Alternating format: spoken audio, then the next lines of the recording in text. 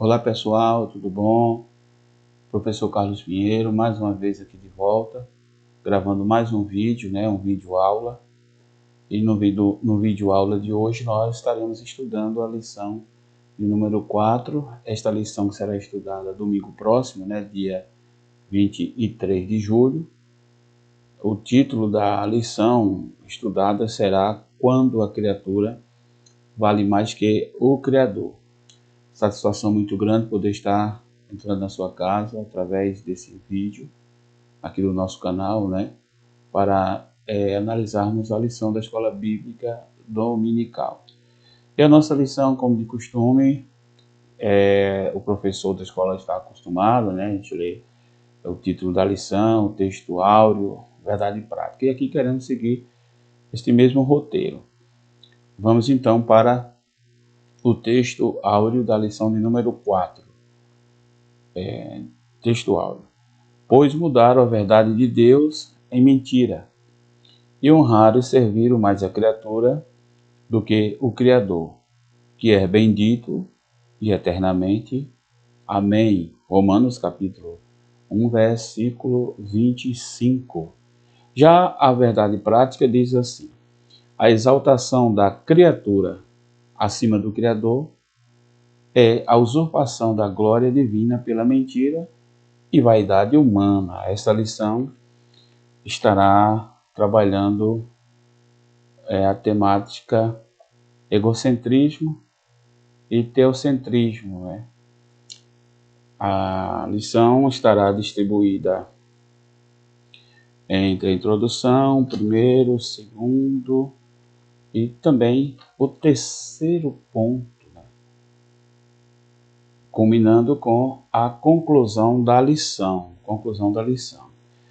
Como toda lição temos que considerar os objetivos, Para esta lição, os objetivos serão os seguintes. Primeiro, identificar as consequências da irreligiosidade e culto à criatura. Segundo, compreender a origem histórica do humanismo e seus desdobramentos em nossa cultura. Terceiro, conhecer os tipos de autoidolatria e as orientações bíblicas para escapar desses males. Então, logo aqui, nos objetivos, nós vamos ver as questões colocadas, as soluções apresentadas, as questões problemáticas apresentadas, e o autor tem sempre a solução problema, ou seja, que ele apresenta uma solução, E a solução respaldada, evidentemente, nas escrituras sagradas. Então, na nossa introdução da lição de hoje, nós podemos já pontuar aqui algumas considerações que o autor coloca na introdução, pois sabemos que a introdução, aqui mesmo na introdução, o autor já coloca os apontamentos e também já nos dá aí uma pista sobre o que ele vai falar e também uma provável solução, ou seja, ele mostra a temática, os pontos aqui trabalhados, e nesta mesma introdução ele também já nos mostra qual é a solução que ele vai apresentar no final da lição. Então aqui logo na introdução a gente podemos pontuar o seguinte, que a soberba e a insensatez do ser humano, ou seja, do homem não regenerado, o mantém afastado da verdade de Deus. É bom pontuar, considerar que o autor faz sempre a utilização da frase o homem não regenerado, referindo-se àquele homem que ainda não passou pela experiência apresentada pelas Escrituras do novo nascimento. Então ele diz que a soberba e a insensatez do homem não regenerado, do homem ímpio, o mantém afastado da verdade de Deus. Então aqui ele já mostra que a provável causa desse egocentrismo e desta idolatria ou autoidolatria mostrada aqui dentro dessa lição, é justamente devido à soberba e à insensatez desse homem ímpio, desse homem não regenerado. O ser criado, ou seja, a criatura, passou cada vez mais a priorizar a si mesmo em detrimento do Criador. Então nós vemos aqui que o ser humano, o homem, cada vez mais está priorizando a criatura em detrimento do Criador. Então esta lição, a lição de número 4, na verdade, um alerta, constitui um alerta acerca do que ocorre, né, quando Deus deixa de ser a medida de ser de todas as coisas. Então nessa lição nós vamos verificar que o autor vai estar mostrando para nós o que ocorre, ou seja, o que acontece quando o homem deixa de considerar Deus sendo a medida de ser de todas as coisas e ele passando a ser a medida de ser de todas as coisas, ou seja, quando Deus deixa de ser a medida de todas as coisas e o homem se coloca como sendo medida de ser de todas as coisas. Logo aqui no primeiro ponto nós temos o desprezo à verdade e o comentarista ele faz aqui uma explicação informando acerca da terminologia, né, da palavra impiedade e também da palavra injustiça. Então ele aqui aponta que a palavra, o termo ou palavra impiedade refere-se à decisão do ser humano de viver como se Deus não existisse. Então, logo aqui a gente vai verificando o autor se aprofundando naquilo que ele propõe. Então aqui ele coloca o termo impiedade e logo na sequência ele vai também apresentar o vocábulo injustiça. Já o vocábulo injustiça, ele diz que significa, ele busca aqui, ele nos apresenta aqui o termo, ele nos apresenta aqui o significado desse vocábulo, lá do grego, né, que é adíquia, e mostra o significado sem retidão, ou seja, não ser reto diante de Deus e nem com o próximo. Então, aqui o vocábulo injustiça é sem retidão, abre aspas, fecha, né, aspas, e também não ser reto diante de Deus e também nem do próximo. Então nós vemos aqui que ambas as palavras, ou tanto a palavra, o termo impiedade, quanto o vocábulo justiça, essas palavras revelam a situação geral da humanidade, a humanidade não regenerada, né? E sua idolatria, o culto à criatura, a perversidade, a depravação. Então esse termo, o termo impiedade e o vocábulo injustiça, retrata essa situação pelo qual o homem passa, pelo qual o homem está vivendo, né? E isso expressa também conscientemente, evidentemente, a decisão deliberada do homem moderno, do homem da pós-modernidade, do homem egocêntrico, em viver envolvido nos prazeres da vida. Ou seja, aqui há uma entrega totalmente consciente, eu acredito sim, dessa maneira, e essa inclinação, esse posicionamento consciente, uma decisão de viver uma vida totalmente desregrada e totalmente voltada para si, é justamente expressado tanto aqui neste vocábulo, o vocábulo injustiça e também o termo justiça.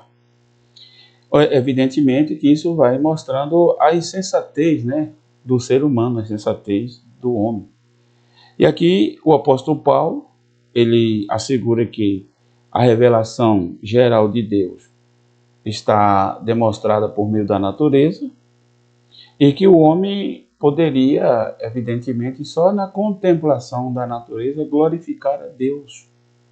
só observando, vendo a complexidade que é o universo, que é tudo que está em nossas voltas, que é a vida humana, a vida vegetal, a vida animal, enfim, vendo a grandiosidade que é o nosso planeta, tudo que tem nele de forma bastante organizada, também o nosso sistema solar, também o universo, tudo dentro das medidas estabelecidas pelo Criador e que segue esta rotina, e nada sai fora justamente para que haja a manutenção da vida, para que haja o equilíbrio e a manutenção e a harmonia, não é?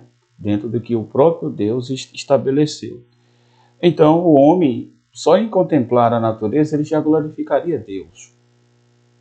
E, como disse, devido a esta manifestação natural, devido a tudo que se vê, já é motivo da gente glorificar o nome do Senhor. E aqui ele diz que ninguém pode ser considerado indesculpável acerca da realidade divina e nem do seu eterno poder. Paulo ele traz essa explicação em Romanos capítulo 1, versículo 20, né?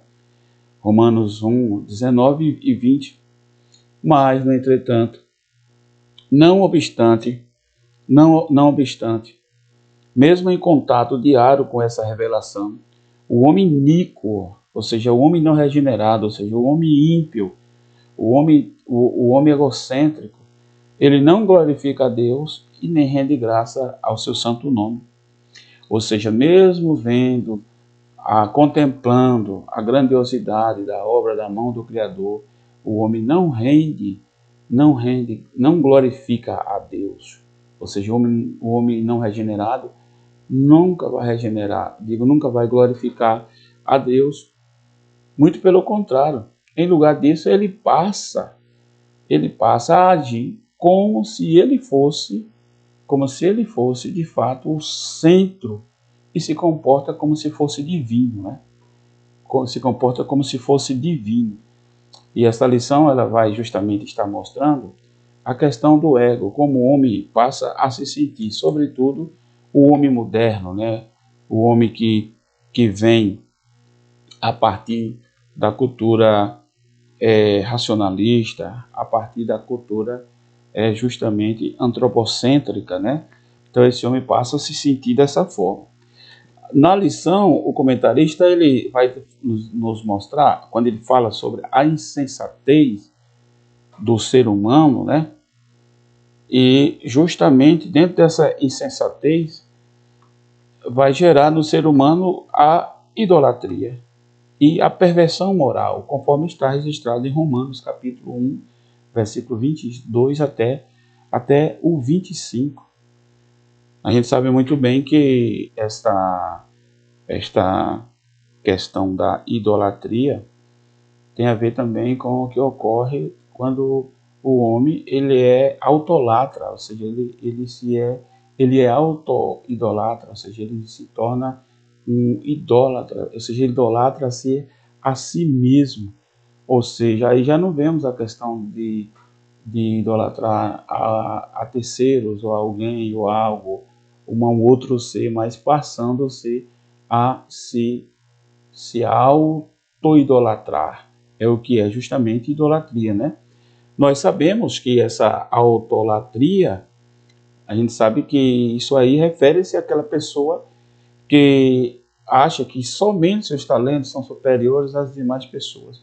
E por causa das especulações pretensiosas do seu coração e de sua auto-idolatria, tanto o raciocínio quanto o seu intelecto em relação à verdade torna-se inúteis, ou seja, o homem, ele agora ou se acha, ou pelo menos pensa ser, a razão de ser de todas as coisas. E aqui é onde nós somos orientados, e aí nós vamos vendo aqui que a partir daí surge o quê? Surge o culto, né? O culto à própria criatura.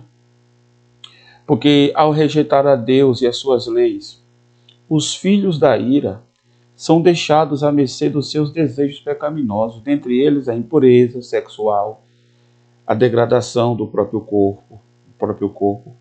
Aqui o texto bíblico ratifica a anunciada ira de Deus sobre a impiedade e a injustiça do homem.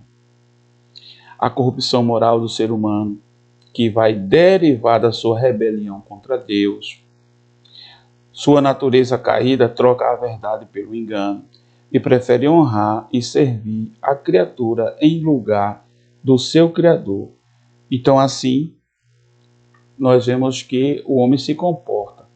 E tem um termo bastante interessante dentro dessa lição, que é o que está, a escritura é Efésios, capítulo 2, versículo 3, quando diz que nomina essas pessoas como sendo os filhos da ira.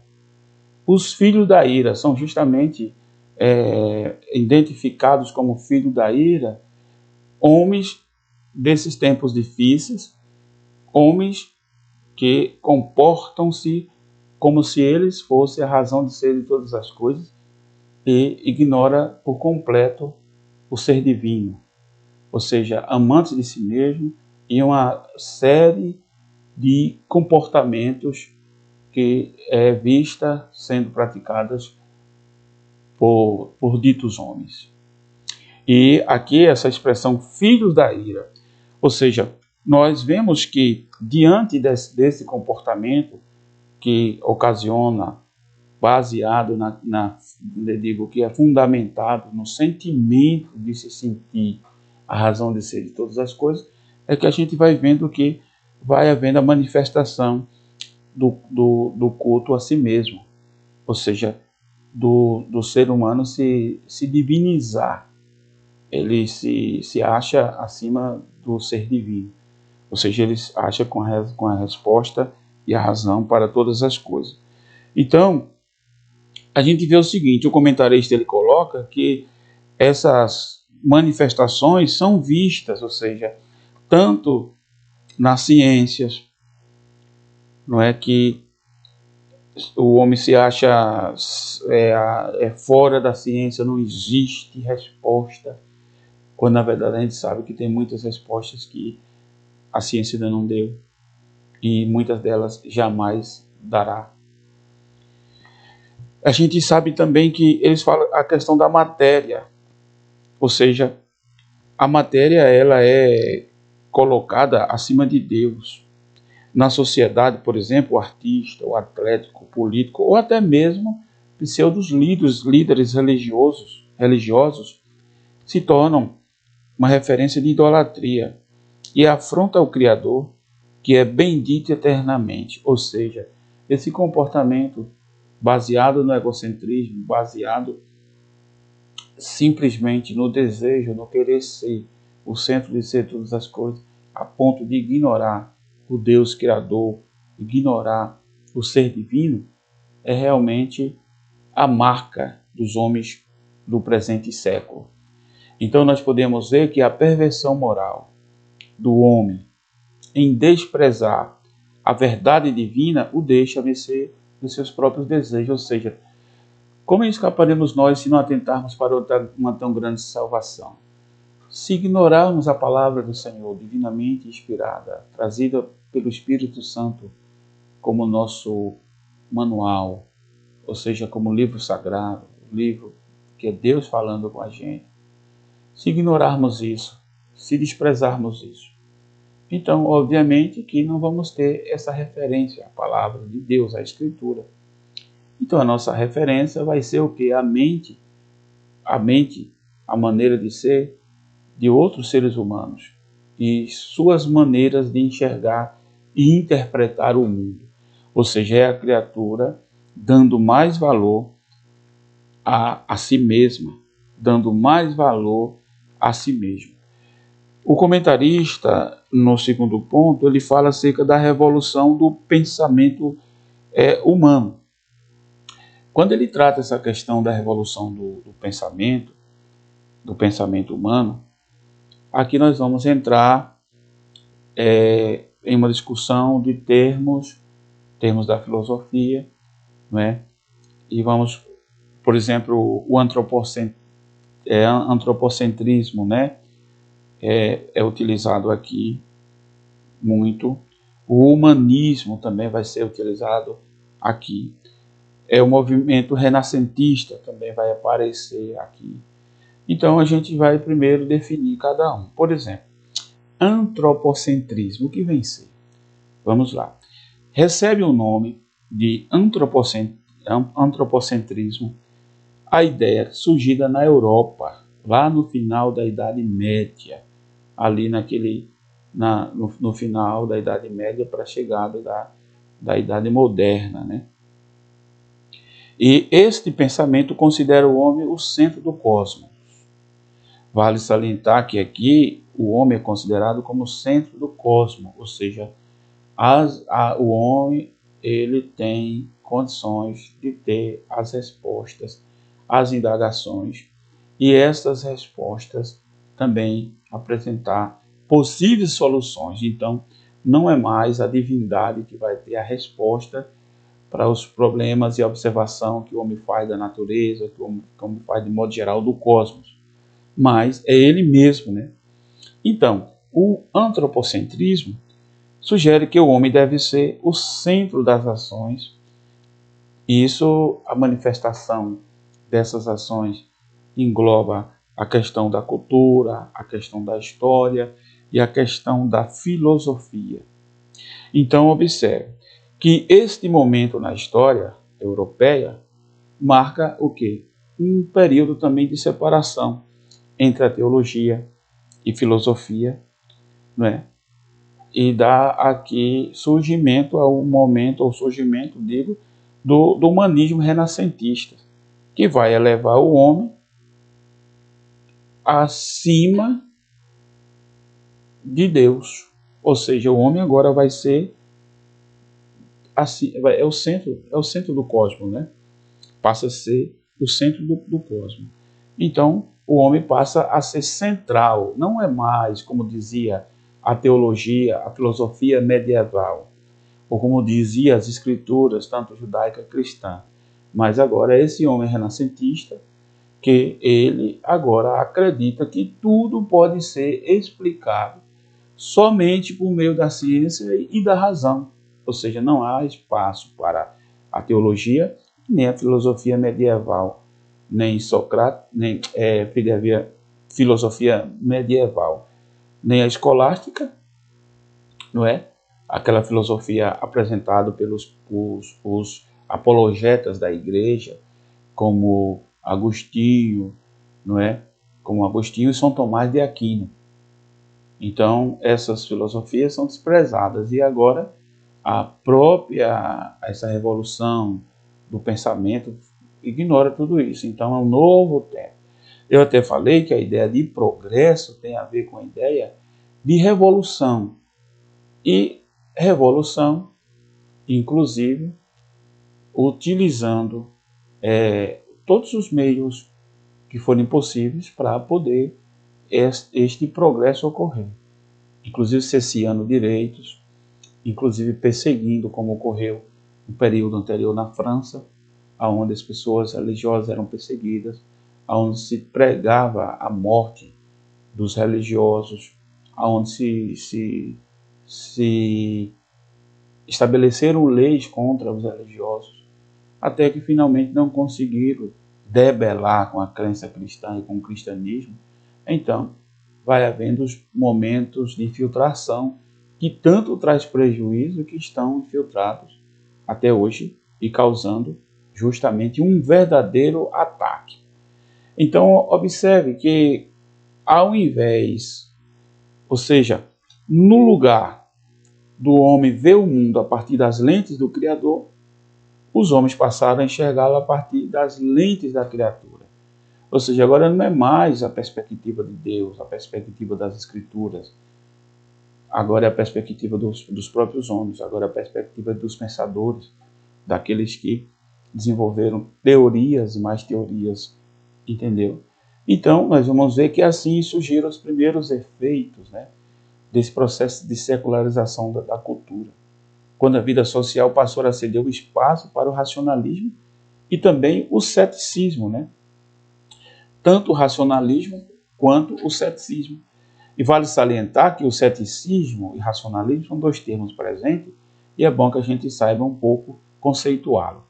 Um conceito simples sobre o racionalismo é o seguinte: racionalismo sendo qualquer doutrina que privilegia a razão.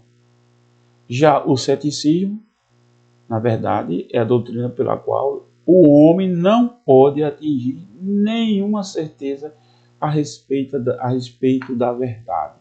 Então nós vemos aqui dois termos que são utilizados aqui na lição e que é interessante que a gente saiba um pouco conceituar para a gente poder ter uma ideia, né? Observe, aparece também o iluminismo, né? Vamos definir um pouco o iluminismo aqui? O iluminismo entende que a emancipação do ser humano acontece quando ele tem acesso à autoconsciência. Ou seja, o homem não é mais para ser aquele que está orientado pelos deuses, orientado pelos os mestres que pregam o teocentrismo, mas ele precisa ter autoconsciência, mesmo buscando entender o mundo, entender tudo que está em sua volta, entendeu? Então, na verdade, o ser humano, se auto-identifica como sujeito do mundo e com identidade própria, não sujeito às forças impessoais da natureza, nem à ordem preconizada pelo próprio destino, nem à vontade de Deus ou dos deuses, nem à opinião de outros seres humanos. Ou seja, esse é o período de emancipação do ser humano. O homem está agora emancipado.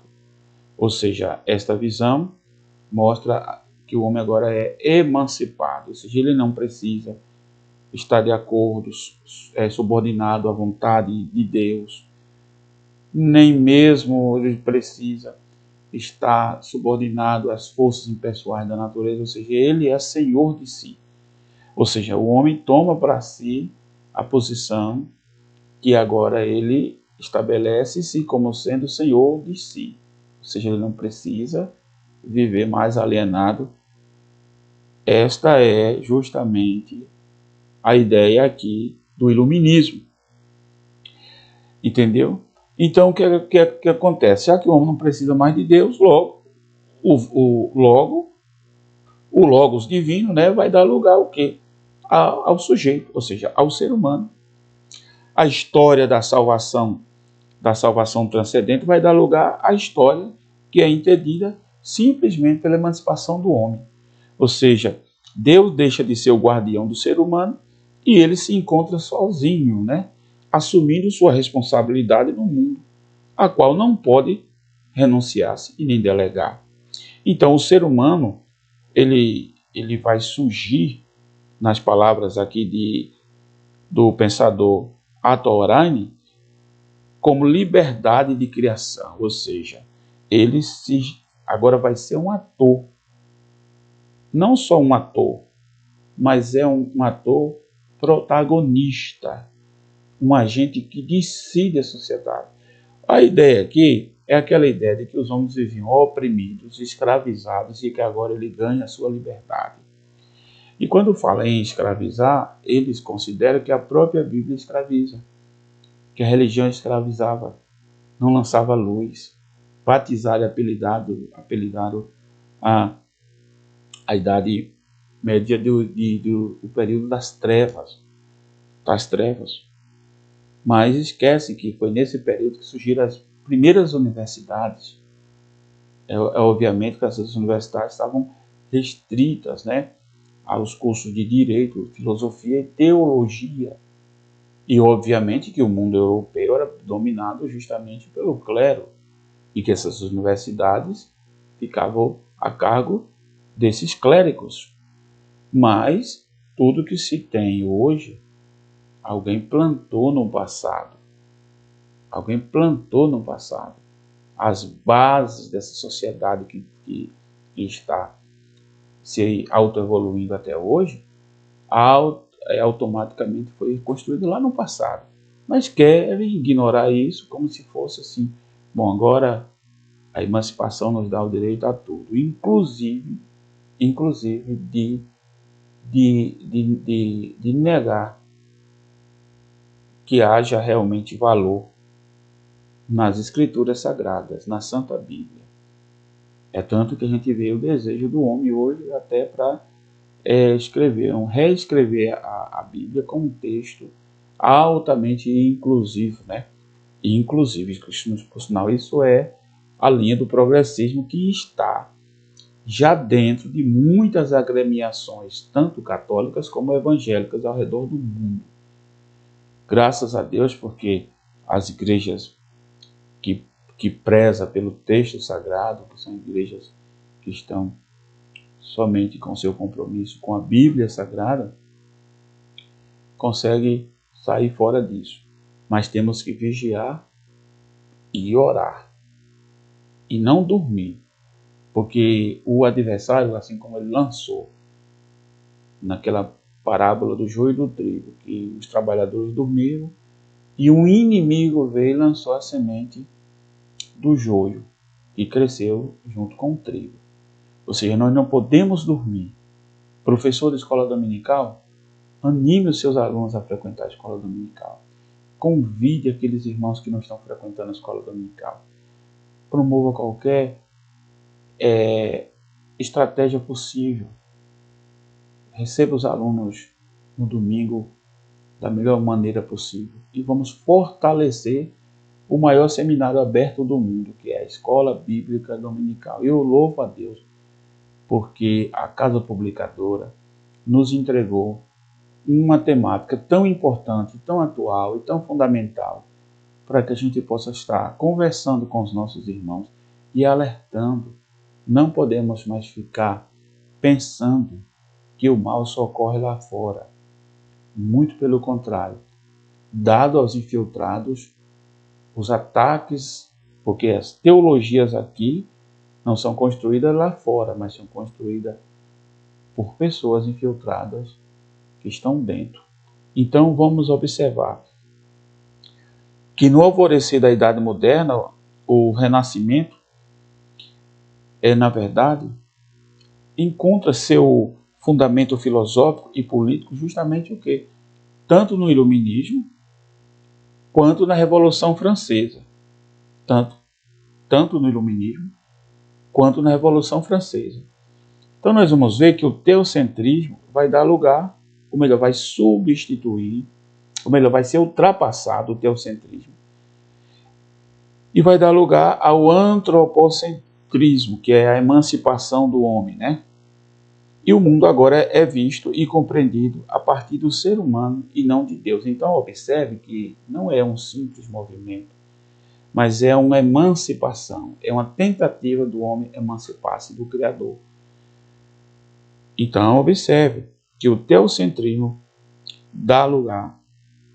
O que é o teocentrismo? O teocentrismo é aquele período em que a igreja, em que a filosofia medieval, principalmente pelos apologetas da igreja, as escrituras, toda a fundamentação escriturísticas, tanto judaicas como do Novo Testamento, era o que orientava o ser humano, evidentemente. Mas vai dar lugar ao quê? Ao antropocentrismo, ou seja, não vai o mundo mais ser compreendido a partir de Deus, mas a partir do próprio homem.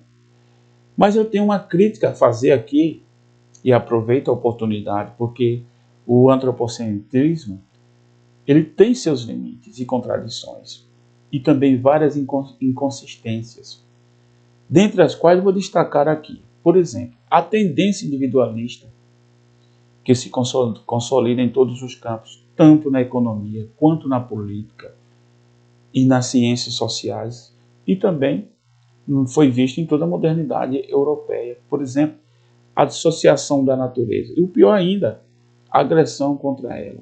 Ou seja, estamos numa época de total dependência tecnológica.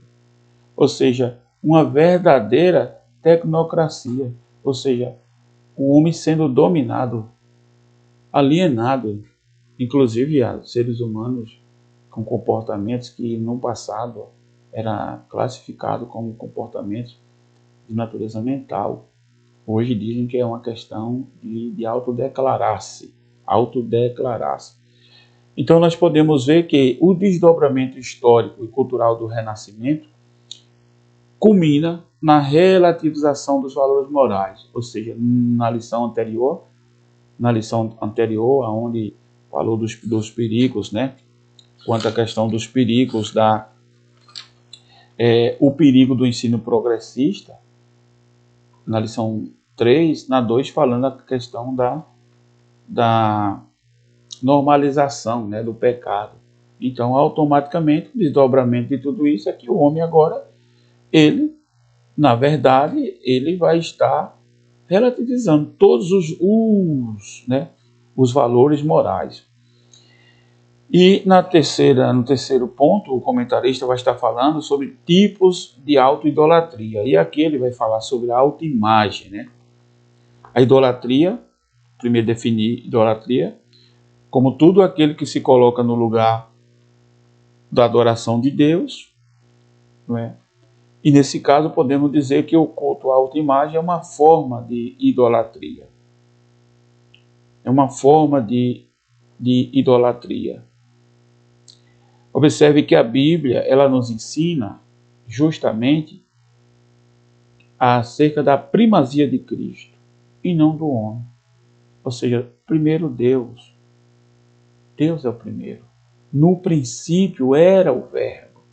E o Verbo, eu vou ler esse texto aqui porque eu me lembrei agora e vou ler para vocês. João, capítulo 1. Observe que aqui diz assim: no princípio era o Verbo, e o Verbo estava com Deus, e o Verbo era Deus. Aqui não diz assim: no princípio era o homem, e o homem estava com Deus, e o homem era Deus. Aqui não diz isso. Aqui diz no princípio. A escritura é Evangelho de João, capítulo 1, versículo 1. No princípio era o Verbo, e o Verbo estava com Deus, e o Verbo era Deus. Observe que aqui não diz que no princípio era o homem. O homem é criatura. Nós podemos ver claramente nas escrituras sagradas, no livro de Gênesis, onde Deus criou o homem. Deus criou o ser humano. Então o homem ele é na verdade criado por Deus. É uma criatura e não é criador. E nunca será. Emancipação nas ideias, emancipação nas leis, mas nunca será. Porque somente Deus é criador. E esses tipos de idolatria, ele aponta aqui a autoimagem, né? A autoimagem, quando na verdade a Bíblia vai nos ensinar, ao invés da primazia nós mesmos, a reconhecermos a primazia de Cristo. A primazia de Cristo. Ele também vai falar sobre a idolatria no coração, né? Vai definir o coração como se referindo às emoções, à vontade e ao centro de toda a personalidade, né? Ele também vai descrever o coração como sendo enganoso, perverso, não é? Porque do seu interior saem os maus pensamentos, as imoralidades, a avareza, a soberba e a insensatez. E em vista disso, Deus condena a adoração de ídolos no coração. Então aqui nós vamos ver que o coração, como sendo a sede das emoções, da vontade, da personalidade, etc., é descrito, como já disse, de enganoso, como perverso também. É lá do interior do coração que surgem os maus pensamentos, a imoralidade, a avareza, a soberba e a insensatez. Então, nós vemos que aqui são tipos de idolatria. Primeiro, a idolatria da autoimagem. Depois, a idolatria no coração. Seres humanos que se sentem semideuses, a ponto de pensarem que podem reescrever a história da humanidade, inclusive confrontando com aquilo que é inerente ao ser humano, que é a crença em Deus. Inclusive com projetos, né? Porque quando alguém faz uma agenda para atingir os objetivos dessa agenda, e inclusive uma agenda onde se estabelece um tempo até 2000 e tanto. Então a gente quer alcançar tudo isso. Não consegue, porque não se consegue controlar. Alguém diz que não se controla a raça humana, o que os homens vão pensar e fazer. É tanto que muitos pensaram, já na década de 80, que o mundo seria como eles planejaram, deu tudo errado. Agora estão trabalhando em cima para poder modificar, para mudar a forma de pensar do ser humano, mudar a vida. A gente sabe pela Bíblia que por mais que o homem tenha poder, por mais que o homem seja elevado, por mais que ele tenha conhecimento, ele seja sábio, porque a Bíblia registra homens sábios, a exemplo de Salomão, a exemplo de Daniel e tantos outros. Mas que todos esses homens admitiam que a fonte de sua sabedoria era Deus, não eles mesmos. O homem de hoje se engrandece a tal ponto de achar que eles é imortal, e então que eles vão ditar, fazer tipo assim um projetozinho para o mundo até 2030 e vai dar tudo certo. Só que no meio do caminho surgem os imprevistos, e estes imprevistos o homem não consegue prever. Ninguém consegue prever. Até estava me lembrando que eu estava ouvindo um pensador dizendo que ninguém seria capaz de fazer a previsão que a extinta União Soviética seria dissolvida. Era quase que impossível, mas aconteceu. Então, só Deus sabe de fato o futuro. Só as Escrituras nos mostram um caminho. Quando o homem se sente Deus dentro do seu coração, é só o sentimento, é somente a loucura do seu coração, fruto de sua imaginação. Mas, na verdade, como está dito no texto que eu citei no início, quando fala que os filhos da ira foram entregues, entregues aos seus próprios desejos, justamente por se recusar a dar credibilidade às verdades de Deus. O comentarista fala também, falando dos tipos de idolatria, tem também a idolatria sexual. A falha no controle dos impulsos sexuais está associada à sensualidade, Romanos 1, 27, a imoralidade, Romanos 13 e 13, a libertinagem, 2 Coríntios 12 e 21, 2 Coríntios 12 e 21, a concupiscência, que caracteriza, na verdade, o coração do homem ímpio, do homem não regenerado. Então, observe, estamos vivendo numa época, por exemplo, hoje a virgindade é considerada por alguns um tabu desnecessário. Mas a Bíblia continua falando da pureza. A Bíblia continua falando da necessidade de reconhecer que o nosso corpo é templo do Espírito Santo. Precisa de atenção, de cuidado, de descanso. Com ele adoramos a Deus. É o templo do Espírito Santo, é tabernáculo de Deus. Mas os homens sem Deus, os homens não regenerados, os filhos da ira, entregam-se dia após dia à imoralidade, à depravação sexual, à luxúria e toda sorte de torpeza. Mas a orientação que a Bíblia nos dá, meus queridos amados irmãos, a orientação da Bíblia é para escaparmos desse mal. E qual é o conselho da Bíblia? Gálatas 5 e 16. Vivam no Espírito e vocês jamais satisfarão os desejos da carne. Ou seja, quando se vive na dependência de Deus, sobre a orientação do Espírito Santo, pela palavra de Deus, jamais vai satisfazer aos desejos da carne. Então nós vemos que a autoidolatria pode se manifestar de muitas formas. inclusive travestida de religiosidade. Olha que coisa. Inclusive travestida de religiosidade. Na nossa conclusão, nós vemos o seguinte, que a corrupção da raça humana é o desfecho da sua rebelião à verdade divina. Ou seja, quanto mais rebela-se contra Deus, o ser humano fica mais corrupto. O ser humano fica mais corrupto, mais pervertido.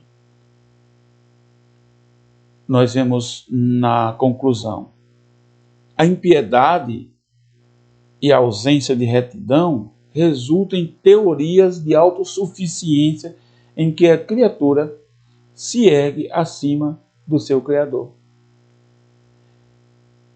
Ao se colocar como medida única de todas as coisas, o homem eleva seu interesse acima da vontade divina. E as consequências são que a autoidolatria, a depravação moral, a decadência social e espiritual. E a Escritura alerta que a ira divina permanece sobre os que desobedecem à verdade divina. Romanos capítulo 2 e 8. Então, prezado professor, espero ter contribuído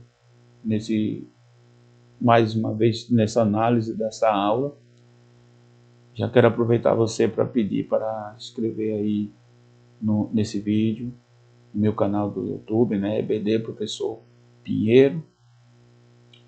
E também dar aí o seu joinha, o seu gostei, faça seu comentário também.